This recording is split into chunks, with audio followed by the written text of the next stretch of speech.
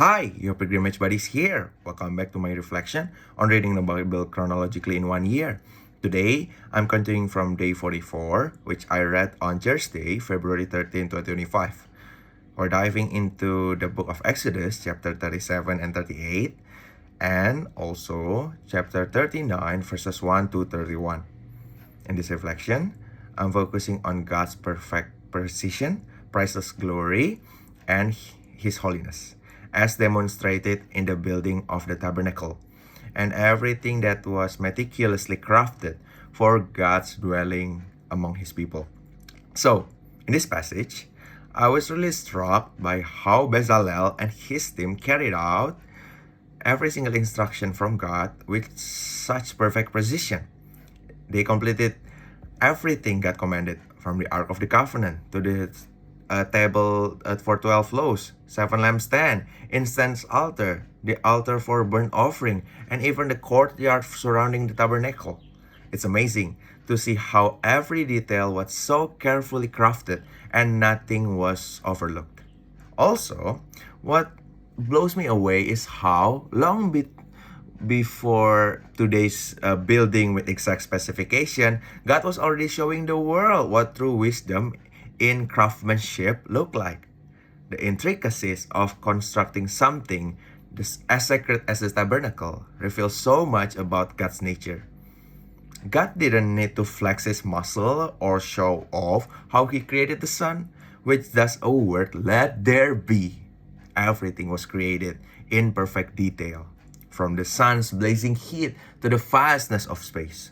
In the same way, writing down all the detailed plans for the tabernacle was a display of God's glory.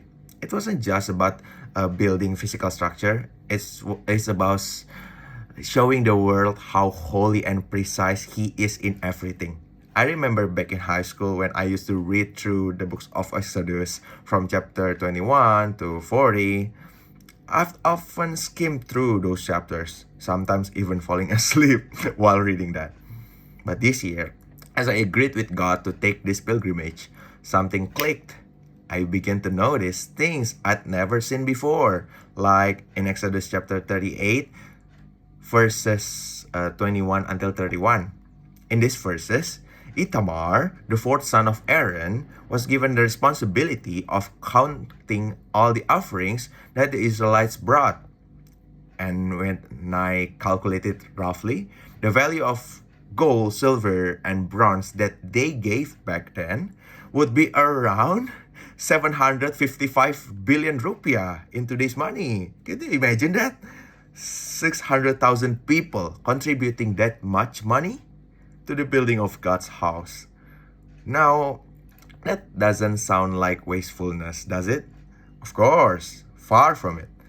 This just shows me that when it comes to building God's house, we don't cut corners or make it cheap. It has to be done with excellence because it represents His holiness and greatness.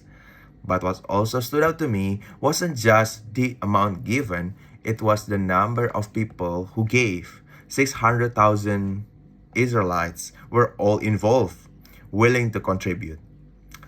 And it means the sacrifice wasn't just about the total amount, but how every person from every tribe wanted to contribute to the work of God. They were all willing to give their best because they long for God's presence to be among them. And then I thought about how, from a New Testament perspective, the tabernacle work over 755 billion rupiah symbolize the priceless presence of the Holy Spirit dwelling in us. The same way God's presence filled tabernacle back then, today He dwells in us. We are His temple, His holy dwelling place. And it's not just a building we see, it's a transformation that happens in our hearts. We are now the living tabernacle, where God's glory shines, where He works, and where His presence. And honestly, I believe this is even more valuable than 755 billion rupiah. We are priceless in His eyes. And the value of the salvation and transformation He brings to our life is beyond any currency in the world. For me, this is a humbling realization. The greatest thing in the universe isn't go to outer space or to conquer some human achievement. No, it is to know and be in relationship with the creator of the universe. The Israelites understood how valuable it was to be freed from slavery in Egypt and to have God near them. They were willing to give their best. And as I reflect on the sacrifice of Jesus Christ on the cross, I see how much more costly and how much more glorious that sacrifice was. When I grasp the weight of that, it moved me to want to live as a living sacrifice.